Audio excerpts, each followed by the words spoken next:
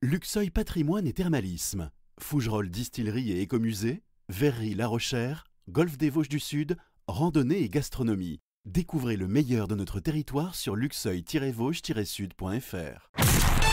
Comtoise Radio, l'actu dans les Vosges saunoises, Jean-Pierre Poinceau. Bonjour, 20 ans de fouilles, c'est le nom de l'exposition qui se déroule jusqu'à la fin de l'année à l'Ecclésia, à Luxeuil.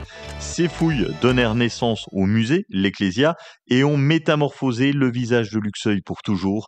Florence Herzinger, responsable du patrimoine de l'Office de tourisme. Le but de cette rétrospective, c'est vraiment de montrer tout ce qui s'est passé depuis 2005 sur ce site, parce que c'est vrai qu'aujourd'hui on voit le résultat, mais on n'imagine pas forcément toutes les étapes qu'il y a pu y avoir entre les sondages, les fouilles, les experts, les scientifiques qui sont venus, et puis un concours d'architecture, des scénographes. Donc vraiment l'objectif c'est de montrer tous les corps de métier qui ont été impliqués, toutes les étapes pour en arriver à ce site. Faire une rétrospective c'est bien, et ça ne s'arrête pas là pour Florence Herzinger.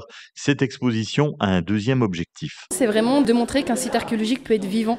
On n'a pas que des vestiges qu'on ne peut plus bouger, qui restent statiques, mais on peut encore raconter énormément de choses, on a encore plein de choses à expliquer, à raconter. Donc je peux que vous conseiller de venir voir cette exposition et puis de dialoguer avec nous. À l'époque des fouilles, Frédéric Burgard n'était pas encore maire de Luxeuil et il se souvient de ce moment où tout a démarré et où il a compris l'importance de ces fouilles et de ces découvertes. En fait, tout a démarré en 2005. Michel Gabillot, qui était maire à l'époque, a lancé une vaste opération de rénovation du cœur de ville.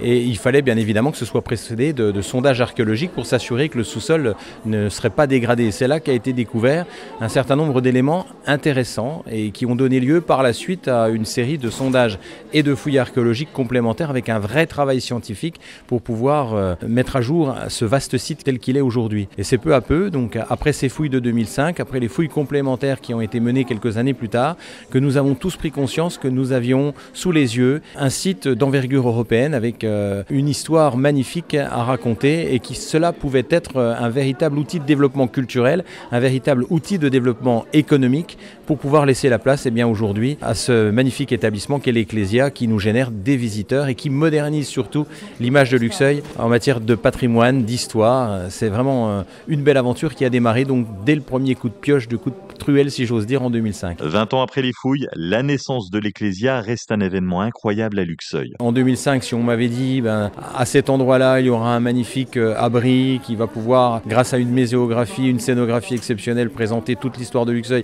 et présenter ce site de cimetière mérovingien, je ne pouvais pas m'y attendre. Donc c'est vraiment une magnifique surprise aujourd'hui de voir tous ces visiteurs s'arrêter devant ce bâtiment et puis s'émerveiller devant ce site archéologique.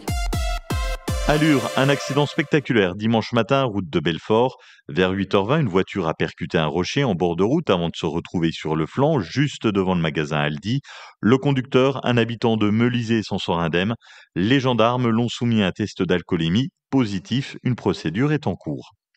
Des contrôles de poteaux d'incendie sont menés pour garantir la sécurité en cas d'incendie. Jusqu'à mercredi, les vérifications ont lieu à Frotter les Lures et Froide-Terre. Pendant ces tests, vous pourriez constater une baisse de pression de l'eau potable ou une légère coloration brune, ce qui est normal. À Lure, 6 enfants de l'accueil périscolaire Pologne Michel Noir ont relevé un défi original. Imaginez un jeu pour encourager les familles à passer du temps ensemble sans écran. C'est avec l'aide d'Aurélie Everne, conseillère numérique. Ils ont conçu des cartes de défi et des quiz, une journée sans écran, un repas sans télé ou encore une soirée jeu de société. Pour s'inspirer, ils ont interrogé leurs parents et grands-parents sur leur enfance avant l'arrivée d'Internet. Les cartes ont été distribuées aux participants et pour récompenser les meilleures idées, des lots ont été offerts, entrées dans les musées ou encore activités sportives.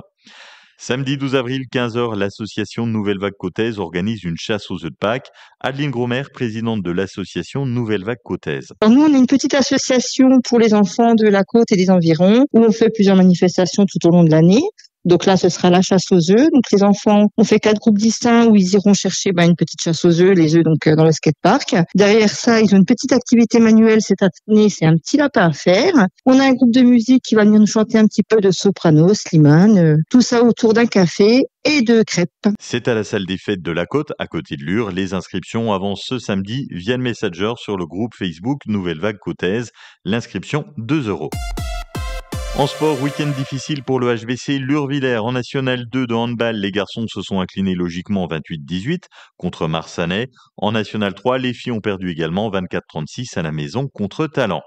En pré-national, les Luxoviennes l'emportent 26-32 sur le terrain de Pouilly-les-Vignes. Elles restent accrochées au wagon de tête et elles sont 4e du championnat à 3 points de la première place.